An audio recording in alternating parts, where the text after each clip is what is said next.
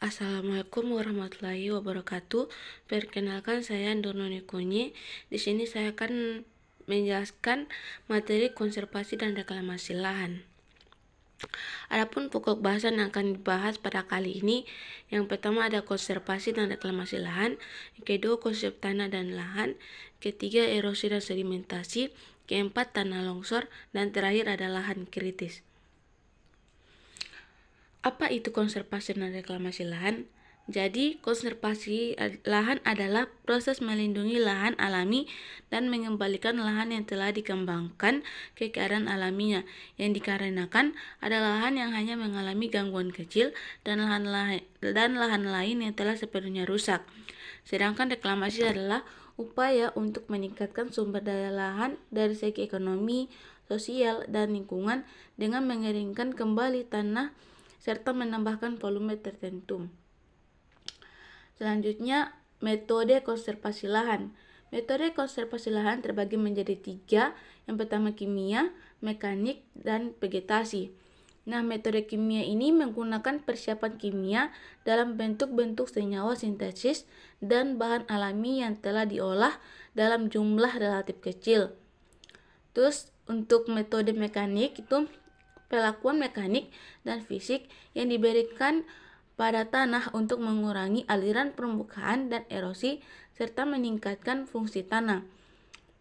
Dan terakhir, metode vegetasi ini dilakukannya tanaman dan bagian atau sisa tanaman untuk mengurangi dampak tetesan hujan yang jatuh.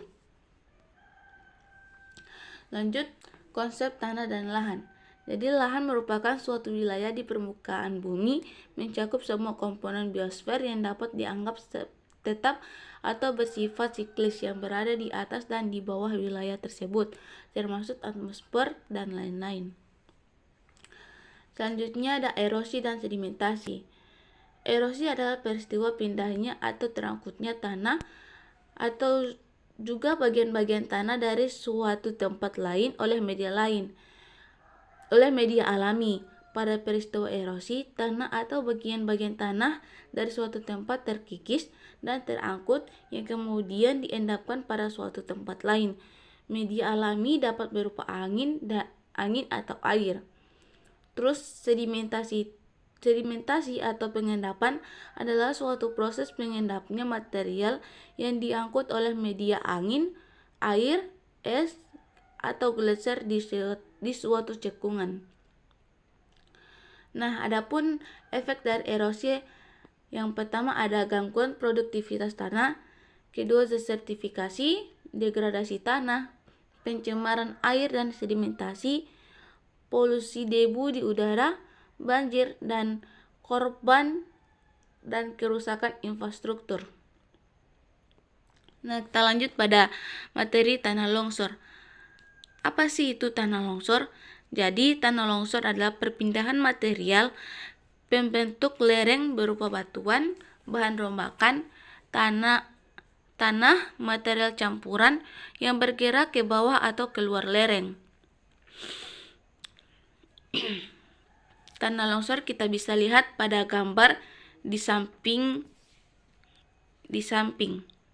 Nah, tanah longsor ini terjadi ketika gaya pendorong lebih besar dibandingkan gaya penahan, yang umumnya dipengaruhi oleh kekuatan batuan dan kepadatan tanah. Lanjut, materi terakhir, lahan kritis. Lahan kritis adalah suatu proses yang menyebabkan produktivitas lahan menjadi rendah, baik sementara maupun tetap. Proses tersebut meliputi berbagai bentuk tingkat kerusakan tanah, pengaruh manusia terhadap sumber daya lahan, pengundulan hutan, dan penurunan produktivitas. Adapun kriteria lahan kritis, yang pertama potensial kritis, yang dimana lahan masih mempunyai durasi produksi dan perlindungan, dan juga kedalaman tanahnya itu efektif cukup dalam.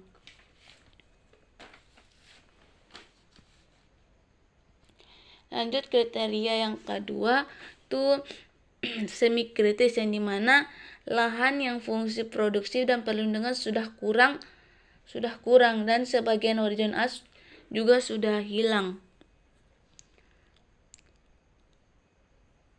Yang ketiga, kritis, yang dimana lahan yang sudah tidak produktif lagi, yang tidak memungkinkan untuk lahan pertanian. Ciri-cirinya kemiringan lereng lebih dari 15% dan vegetasi penutup lahan kurang dari 40% dengan ciri vegetasi kerdil. Mungkin itu saja dari saya. Wassalamualaikum warahmatullahi wabarakatuh.